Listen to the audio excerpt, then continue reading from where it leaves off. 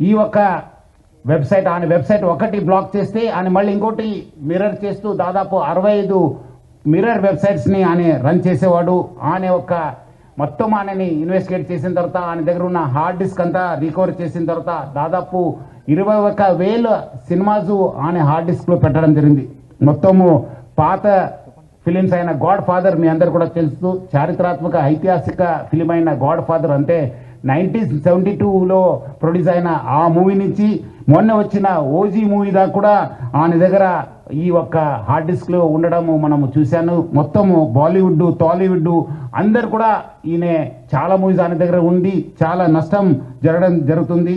అదేవిధంగా ఆయన ఇప్పటిదాకా ఒక 20 crores సంపాదన చేశారని చెప్పి ఆయన వెల్లడించారు. మనం దాంట్లో 3 కోట్ల రూపాయలు మనము సీజ్ చేయడం జరిగింది. అది ఇంకా మనం ఆయన ఫైనాన్షియల్ డీటెయిల్స్, ఆయన మనీ లాండరింగ్ ప్లస్ ఏం చేశారు, ఎక్కడెక్కడ చేశారు, ఈ ర్యాకెట్లో మొత్తం ఏముందని తెలుసుకోవడానికి ఆయన పోలీస్ కస్టడీ కూడా మనం అడగడం జరిగింది. అది వచ్చిన తర్వాత కూడా ఇంకా మనము ఆయన దగ్గర ఉన్న విషయపైన మనం రాపట్టుకోవడానికి మా వంతు కృషి చేయడం జరుగుతుంది. మొత్తం ఈ కేసెస్ పైన కూడా, ఎందుకంటే ఇది ఇంటర్నేషనల్ లింక్స్ ఉంది, ఇంటర్నేషనల్ నుంచి అక్కడ వేరే దగ్గర నుంచి కూడా ఆయన ఆపరేట్ చేయడం జరుగుతుంది. సో ఆయన దగ్గర నుంచి కూడా మనము ఇన్ఫర్మేషన్ రాపట్టుకోవాలి. అందుకు మనము సిబిఐ మళ్ళీ ఎన్ఫోర్స్మెంట్ డైరెక్టర్ అధికారులను కూడా మనము అప్రమత్తం చేయడం జరుగుతుంది.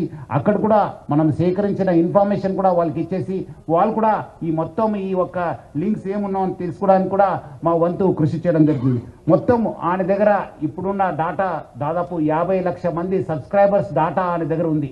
అంటే మీకు తెలుసుంటుంది, డాటా ఈజ్ పవర్ఫుల్. ఈ ఒక్క ఆధునిక యుగంలో మోడర్న్ టెక్నాలజీలో డాటా ఈజ్ పవర్ఫుల్. ఎవరి దగ్గర డాటా ఉంటుంది వాళ్ళు చాలా పవర్ఫుల్ ఉంటారు. ఆ డాటా ఆయన కలెక్ట్ చేయడంతో ఆయన అన్ని కూడా సైబర్ క్రైమ్స్కి లేదంటే ఏదో ఒక క్రైమ్కి అది గురి అయ్యే అవకాశం ఎక్కువ ఉంది. ఎందుకంటే piracy it self is illegal. ఎందుకంటే పైరసీ అనేది ఇల్లీగల్. ఎవరు కూడా ఈ పైరసీ మూవీస్ ప్రమోట్ చేయడం కానీ చూడడం కానీ కూడా ఇల్లీగల్. సో చాలా మంది ఏదో రకరకాలు అనుకుంటారు, ఏదో మనం చూస్తున్నాను కాదని చెప్పి, బట్ లేదు, వెనక ఒక పెద్ద ర్యాకెట్ ఉందని చెప్పి ప్రజలందరూ కూడా అర్థం చేసుకోవాలి. ఈ అన్ని కూడా మీ డాటా అంతా డార్క్ వెబ్లో లేదంటే ఏదో ఒక వెబ్లో మీకు అవైలబుల్ ఉంటున్నావు. అది సైబర్ క్రిమినల్స్ వాళ్ళు వాడుకోవచ్చు, లేదంటే ఎకనామిక్ ఆఫెండర్స్ యూజ్ చేసుకోవచ్చు, లేదంటే వేరే క్రిమినల్స్ కూడా మీకు ట్రాప్ చేసే అవకాశం ఉందని చెప్పి